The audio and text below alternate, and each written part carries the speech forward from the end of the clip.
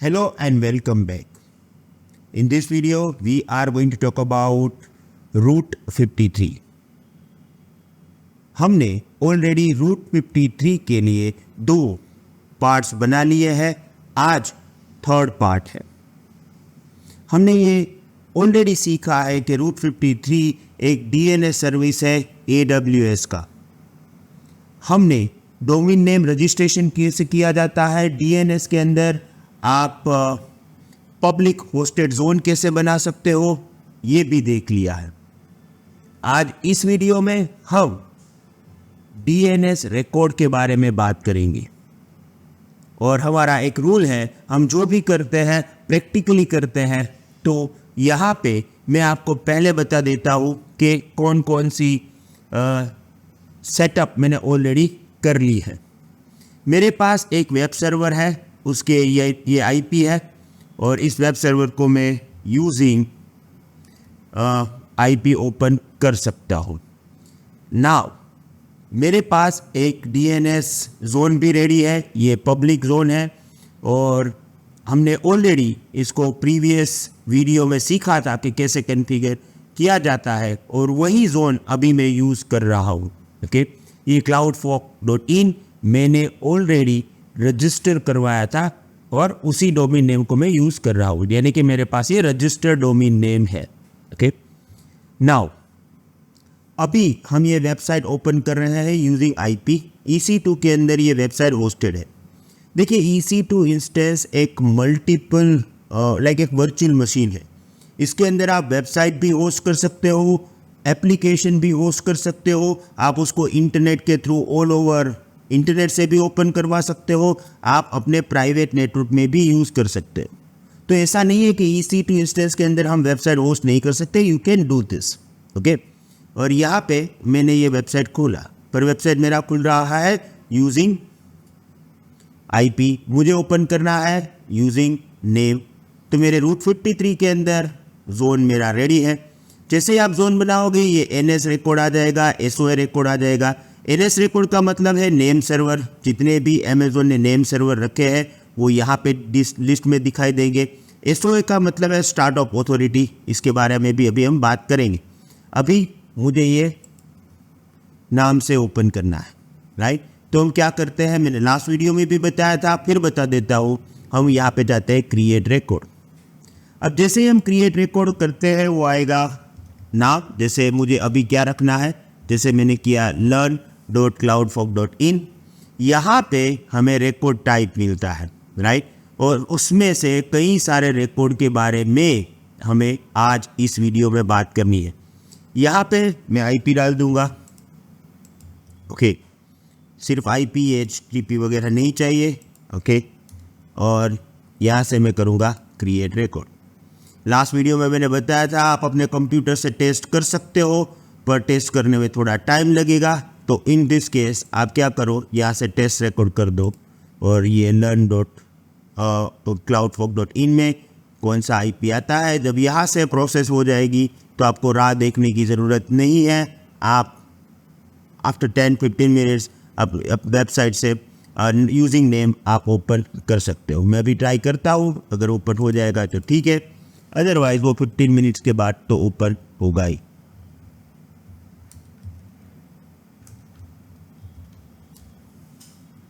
Yes, अभी open हो चुका है. Very good, it is working, right. अब देखिए यहाँ पे जब हम रिकॉर्ड बनाते हैं तो हमें ये क्वेश्चन आएगा कि कितने टाइप के रिकॉर्ड है. जैसे मैं यहाँ पे गया तो A रिकॉर्ड है, राइट. ये सब रिकॉर्ड का मीनिंग क्या है, अभी हमारे लिए सब काम के नहीं है, पर जो काम के हैं वो मैं आपको बता देता हूँ. सबसे पहले होता है A रिकॉर्ड. A रिकॉर्ड का मतलब होता है नेम टू IP. कोई भी वेबसाइट का जो IP वर्जन 4 एड्रेस है, राइट. जैसे अगर मेरे वेबसाइट होस्टेड है तो उसका एक IP एड्रेस है. उस पर्टिकुलर IP एड्रेस को आप A रिकॉर्ड में डाल सकते. यहाँ पे आप रिकॉर्ड टाइप बोलोगे, जैसे मैंने बोला था learn.cloudfogs.in. ये लेबल है, 63 कैरेक्टर से ज़्यादा आप नहीं दे सकते. और यहाँ पे आप IP डाल दो. ओके, सिंपल है, बहुत ही इजी। नेम टू आईपी के लिए 90% केस में हम इसी ए रिकॉर्ड का यूज करते हैं डीएनएस में। दूसरा हमारे पास है 4A रिकॉर्ड। अब देखिए, ए रिकॉर्ड और 4A रिकॉर्ड में बहुत ज़्यादा फर्क नहीं है, काम दोनों का एक ही है। आप नाम दे दो, वो आपको आईपी देगा। पर नेम रिकॉर्ड में, सॉरी, ए रिकॉर्ड में IPv4 रिजोल्व होता है और 4A रिकॉर्ड में IPv6 रिजोल्व होता है। ओके, तो जैसे अगर मेरे पास ये EC2 इंस्टेंस है, इसका भी मेरे पास IP4 है। अगर जो सोचो कि IP वर्जन 6 होता तो मुझे 4A रिकॉर्ड बनाना पड़ता है। A एंड 4A रिकॉर्ड दोनों एक ही काम करते हैं, नेम टू IP रिजोल्व, पर दोनों में फ़र्क ये है कि A record for IP version 4 and 4A record it is for IP version 6। Okay, इसके बाद है C name record. C name canonical name, इसका मतलब क्या है? जैसे अभी कोई यूज़र मेरी वेबसाइट learn.cloudfork.in से ओपन कर रहा है, मुझे ये भी करना है कि यूज़र test.cloudfork.in से भी खोले, यानी कि वेबसाइट एक है, नाम मुझे क्या रखने हैं? 2। ओके, तो मैं क्या करूँगा? मैं यहाँ पे करूँगा test.cloudfork.in सी नेम रिकॉर्ड, और यहाँ पे मैं बोल दूंगा learn.cloudfork.in। राइट, तो अब क्या यहाँ पे होगा? Create record. अब देखिए 2 रिकॉर्ड है। ओके, test.cloudfork.in एंड learn.cloudfork.in, ये मेन रिकॉर्ड है। इस रिकॉर्ड का हमने एक और नाम सी नेम बना दिया है। तो अगर मैं यहाँ पे test.cloudfork.in करूँगा तो भी वही साइट ओपन होगा। कौन सा? learn.cloudfork, क्योंकि एक वेबसाइट के आपके पास कौन से कितने नेम हैं? 2। ओके, तो ये आप ये भी कह सकते हो कि मैं 2 नाम डाल दूं, जैसे मैं यहाँ पे ये डाल दूं, एक रिकॉर्ड बना दूं learn.cloudfork.in और दूसरा बना दूं test.cloudfork, इसमें भी आईपी डाल दूं। आप डाल सकते हो, पर कभी आईपी चेंज करोगे तो सभी रिकॉर्ड का चेंज करना पड़ेगा। यहाँ पे क्या होगा? आप मेन रिकॉर्ड जो है उसमें आईपी चेंज कर दो तो सब में आईपी ऑटोमेटिकली चेंज ही हो जाएगा, क्योंकि ये तो इसको ही रिफ़र कर रहा है। राइट, तो अभी मैं एक वेबसाइट 2 नाम से ओपन कर सकता हूँ। ये मेन नाम जो है वो ए रिकॉर्ड है, और टेस्ट में जब खोलता हूँ तो वो एक्चुअली learn.cloudfork.in पे जाता है, नेम रिजोल्व करता है और ओपन करता है। Right, so this is very important part. ऐसा ही एक चीज़ है जिसके बारे में हम आगे बात करेंगे, अभी नहीं। ओके, देखिए यहाँ पे एलियास, ये बहुत ही इंपॉर्टेंट पार्ट है। अभी इस वीडियो में हम बात नहीं करेंगे, पर वो भी समझना पड़ेगा, अभी नहीं। ओके, इसके बाद होता है MX रिकॉर्ड। देखिए MX रिकॉर्ड का मतलब क्या है? जैसे अभी आप वेबसाइट ओपन कर रहे हो, राइट, वैसे ही आपका ईमेल एड्रेस होता है, जैसे कंपनी का ईमेल एड्रेस होता है। राइट, जैसे मेरा ईमेल एड्रेस है me@bhavesh@tara.live। तो जब भी कोई ईमेल करेगा, जीमेल या फेसबुक या किसी भी जगह से कोई मुझे ईमेल करेगा, तो वो ईमेल के लिए मेरा MX record specify, MS record से वो मेरा ईमेल सर्वर फाइंड करेगा। तो जैसे ए रिकॉर्ड हम वेबसाइट का IP एड्रेस फाइंड करने के लिए यूज़ करते हैं, उसी तरह MX रिकॉर्ड जो है वो ईमेल सर्वर का IP फाइंड करने के लिए यूज़ होता है, ईमेल सर्वर को यूज़ करने के लिए होता है। जैसे अभी अगर मुझे ये चाहिए कि कोई मुझे ये जो मेरा डोमेन नेम है cloudfork.in पे ईमेल करे, राइट, तो मुझे पहले मेल सर्वर कॉन्फ़िगर करना पड़ेगा, उसके बाद यहाँ पे MX रिकॉर्ड बना के मुझे ऐड करना पड़ेगा, जिससे कोई भी अगर ईमेल करेगा तो ये MX रिकॉर्ड मेरा जो मेल सर्वर है उसके ऊपर वो फॉरवर्ड कर सकता है। ओके, तो MX रिकॉर्ड सेम ए रिकॉर्ड की तरह ही है, IP देता है पर ईमेल सर्वर के लिए देता है। ओके, TXT रिकॉर्ड ये एक आपकी ऑथेंटिसिटी के लिए है। कई बार जब आप DNS का एक्सटर्नल यूज़ करते हो, जैसे गूगल में से आपको ईमेल सेटअप करना है, तो वो आपको बोलेगा कि आप TXT रिकॉर्ड डाल दो। TXT रिकॉर्ड इंफॉर्मेशन प्रोवाइड करता है आपके डोमेन के बारे में। जैसे मैं यहाँ पे लिख सकता हूँ this domain is on by cloud fox hub, right. तो ये एक डिटेल प्रोवाइड करता है और कई बार हमें ये ईमेल सेंडर्स और एप्लीकेशन के लिए डालना पड़ता है और वो बोलेंगे, आपको इंस्ट्रक्शन देंगे कि आप TXT रिकॉर्ड बना दो, उसी तरह से हमें बनाना है। But it is just information और ऑथेंटिसिटी के लिए भी हम उसका यूज़ करते हैं। अब ये है PTR रिकॉर्ड। PTR है ना, वो उल्टा है। जैसे अगर आप ए रिकॉर्ड बनाते हो तो IP टू नेम है, राइट। सॉरी, ए रिकॉर्ड है वो नेम टू IP है। आप नेम दो, वो IP देगा। So A record is name to IP। PTR record उल्टा काम करता है, IP टू नेम पे काम करता है। ओके, तो उसको IP दो, वो आपको नाम देगा। सो ये रिवर्स है ए रिकॉर्ड से।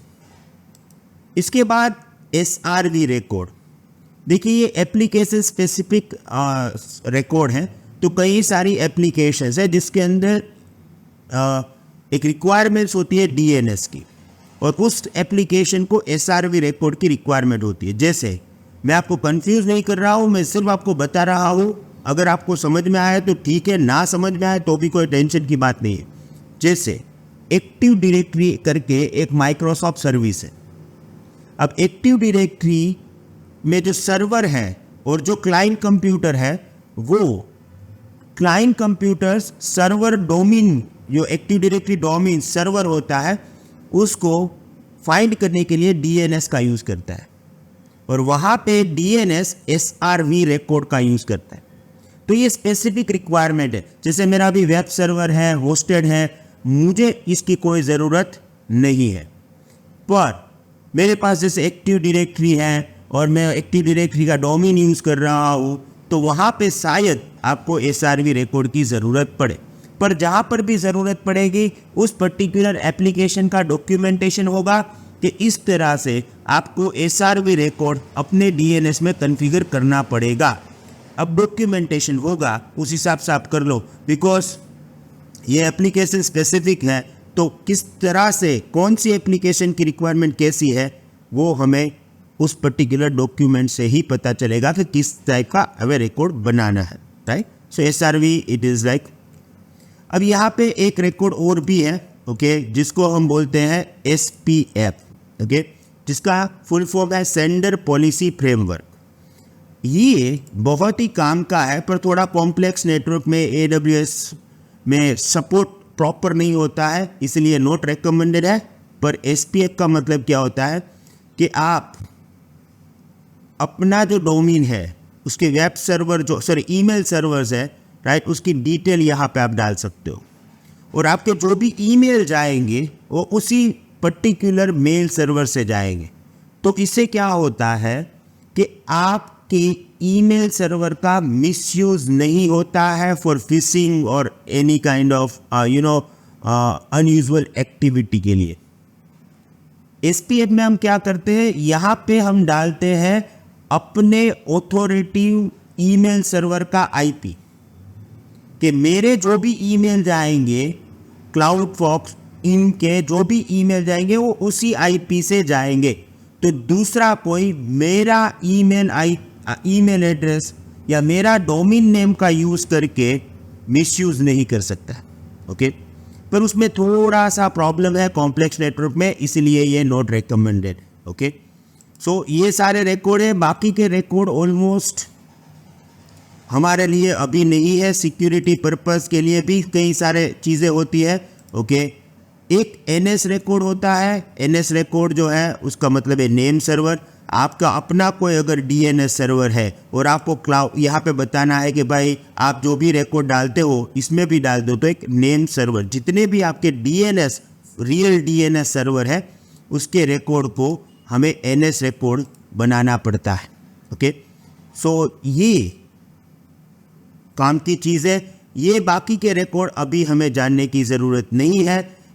एक आध दो रिकॉर्ड है, उसके बारे में मैं आपको बताऊंगा जब सही टाइम आएगा।